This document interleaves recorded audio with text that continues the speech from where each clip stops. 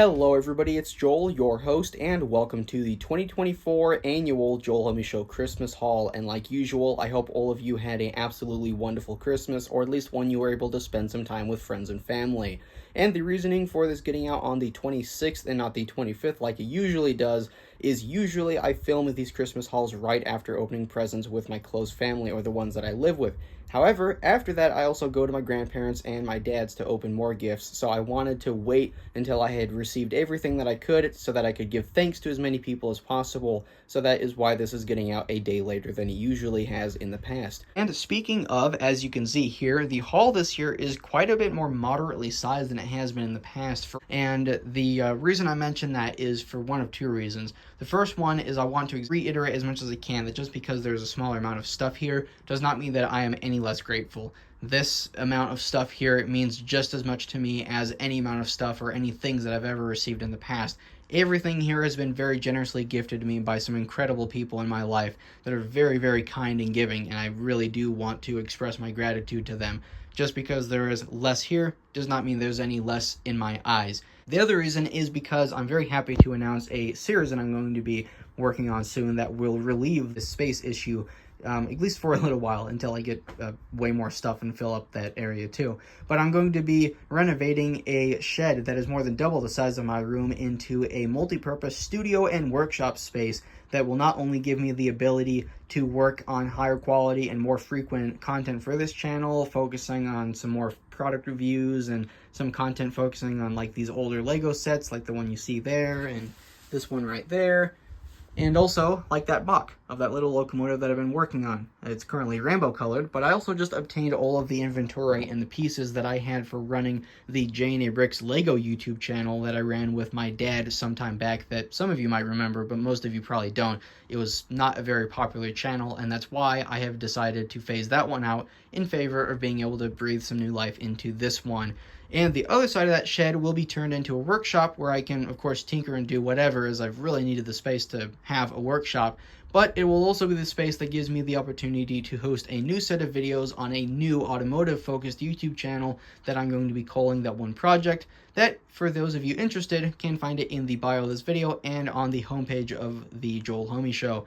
So without further ado, enough of me rambling. First thing here is a Bambu Lab A1 Mini 3D printer that I was very kindly gifted by my father earlier this month as an early Christmas present. And the reason I got it as an early Christmas present was because this was going to be his 3D printer, and it was for a little while. He wanted a replacement for his old Creality Ender 3. For anyone that's into 3D printing at all, is probably familiar with the Ender 3. They're very, very common and renowned, robust 3D printers, consumer grade, that have been popular for quite some time now. They're over a decade old now, and their design has not progressed much and doesn't have some of the features that these newer ones do, like the self-leveling bed and the higher print quality and print speed. And that's the reason my dad was looking for a new one to replace his old one for all of these new features. I also had a Creality Ender 3, but it was, like I said, quite a bit bigger. Actually, I don't know if I said that, but bigger than that one, and it, for that reason, just kind of sat here for a little while as I didn't have the space to use it.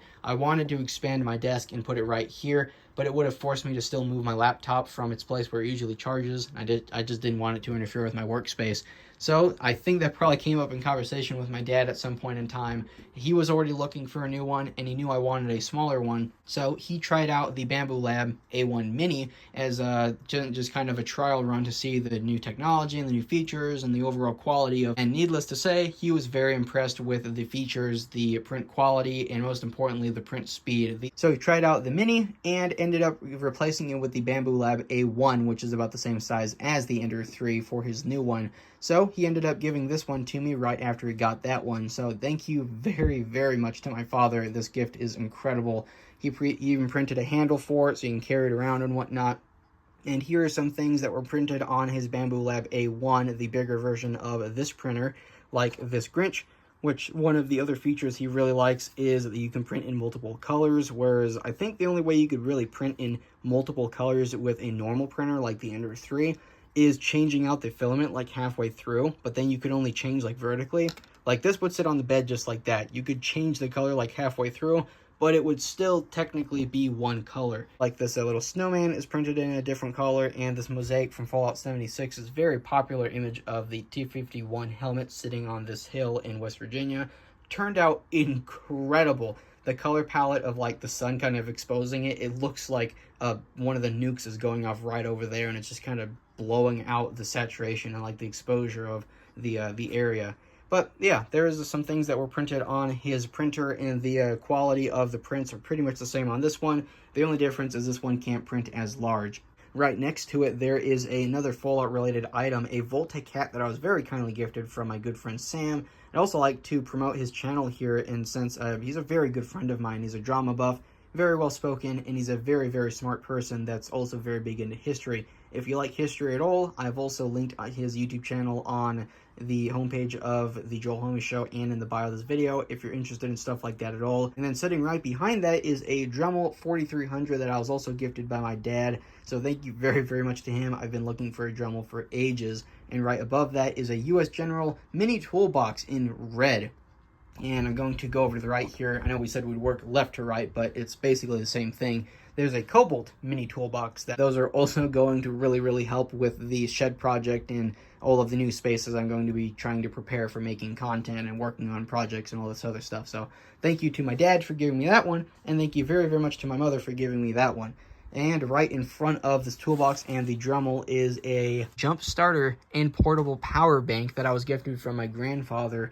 This was also kind of gifted to me after he had overheard something I'd mentioned mid-conversation about wanting a jump pack, a portable battery jump pack for cars and whatnot. Like if I ever had got a dead battery sitting in like a just wherever, whatever condition, I wanted to have a jump pack on me that was small and compact, as well as being, well, portable, so I could stash it pretty much anywhere. And speaking of cars and whatnot, like I'd said earlier, this is pretty much the same car that I'll be featuring on my new YouTube channel on that one project. Whenever I end up making videos on that, I already have quite a couple prepared. But this is, well, not this one, but this is very similar to my daily driver, a 1996 Jeep Cherokee XJ, which I absolutely adore. It's gotten me into a very, very lovely and nice community of some very knowledgeable people on these older vehicles and whatnot. That is also why I want to continue producing more content based around these sorts of things. This is a book, a Heinz, I believe it's pronounced Heinz, a Heinz Jeep Cherokee, 1984 through 2001 for the Jeep Comanche, Wagoneers, and the Cherokees. So I'll be carrying this around with me along with this jump pack, as this book is full of knowledge and all kinds of different stuff that you could need for basically any repair you could ever have to make. It goes through transmission and engine rebuilds, and just all kinds of electrical diagrams and stuff featured in there that's super duper helpful. So I'll be carrying that around with me. The next to that is a bibliography on Johnny Cash by Robert Hilburn. At least I believe that's how you pronounce his name. So I will also probably be carrying this around with me and reading through it. Johnny Cash is a very interesting character. And then moving just to the left of that, right here in the center, we have another 3D printed item that I was very kindly gifted by my father. This is a Lego wreath that he had printed on his Bamboo Lab A1, the full-scale one. He has a larger version of this that he hung up in his house, and I saw it one day and I was like, oh, dude, that is rad, I need one. And I usually hang a wreath on the front of my car right there. And I was going to hang this on there, but I ultimately decided against it, as I thought that if it rattled around, it would have scratched the paint on the grill and whatnot. But either way, I was still able to display this in my room, and it's a very, very super cool and pretty unique item of Christmas decor that I definitely haven't seen anyone have in the past. So yeah, thank you very, very much to my dad for making that for me. And then right above that is a Ridge wallet. I've already had a off-brand Ridge wallet for quite some time, but overall these are super cool and compact. They're literally no bigger than the cards. You can push them up and just get your cards to pop out like this. There we go. Just like that, and you can pull out your cards like that. Overall, I really like these for how compact they are, and the thing sitting right next to it, this keychain holder or key case is a little bit special. As you can see, it says Ridge, and right below that it says Clifford. That's the name of my Jeep Cherokee. So thank you very, very much to my grandfather for not only gifting this to me, but also customizing it. Doesn't want to go back together. I'll just set that there. And then behind all of this stuff, right in the center, is undeniably the most grand object, the thing I'm most thankful for. Like I said earlier, I'm thankful for everything just as much as I ever have been in the past, but this really does mean a lot.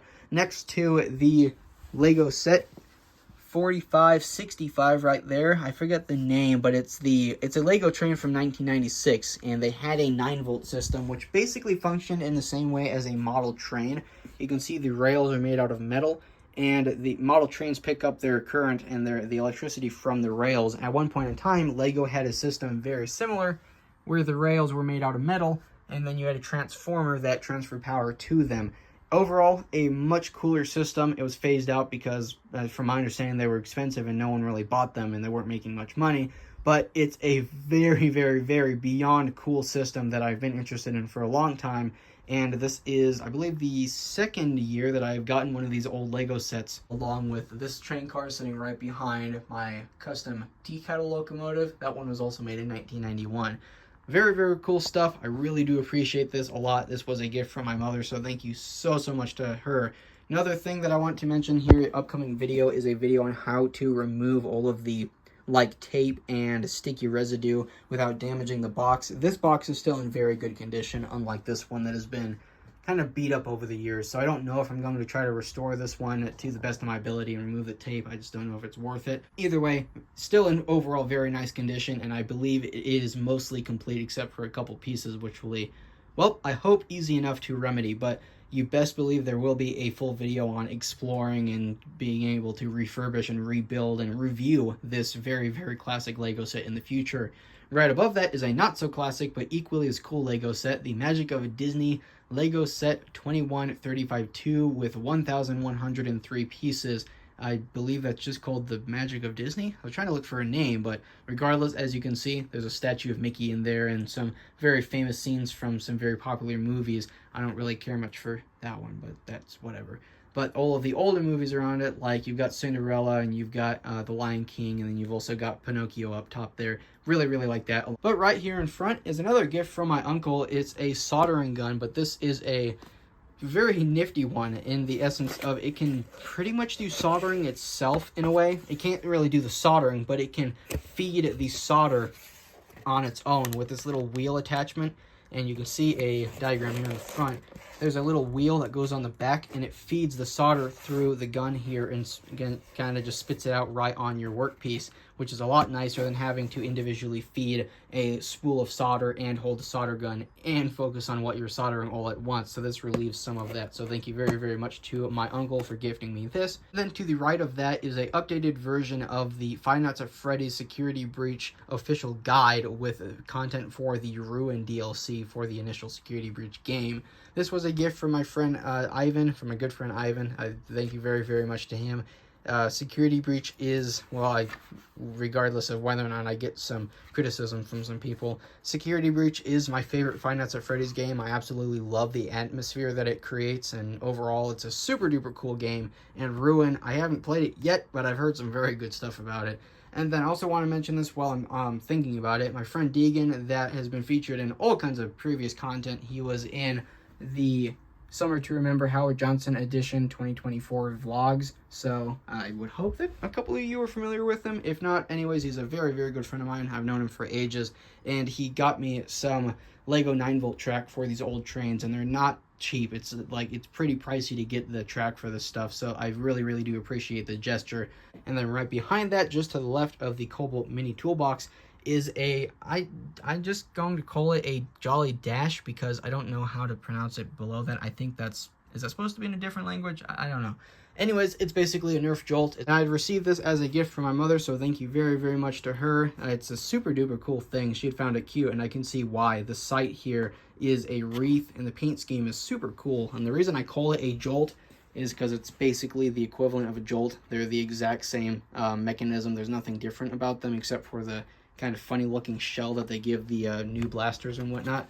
And then just to the left of that is a camera lens that my stepfather had gotten me, so thank you very, very much to him. I would love to tell you more, but as he called it, the Chinese special, as you can see, there's a lot of Chinese writing all over it, and I can't even see any specs. I tried to read this earlier so I could tell you guys something about it, but there's basically nothing about it. Then the only thing I can read is the Resist Spray name on the front there. I guarantee I'm not saying that right, but yeah, it's a camera lens. Thank you very, very much to my stepfather for that.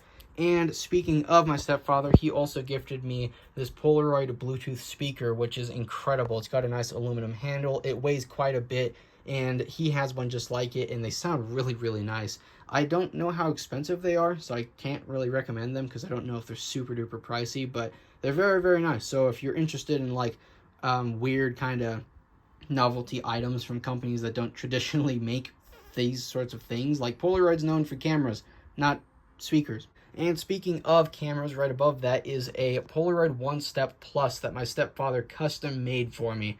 Now, I want to reiterate, it's not fully custom, but the One Step Plus never came in red, and he had made one out of a couple of different cameras.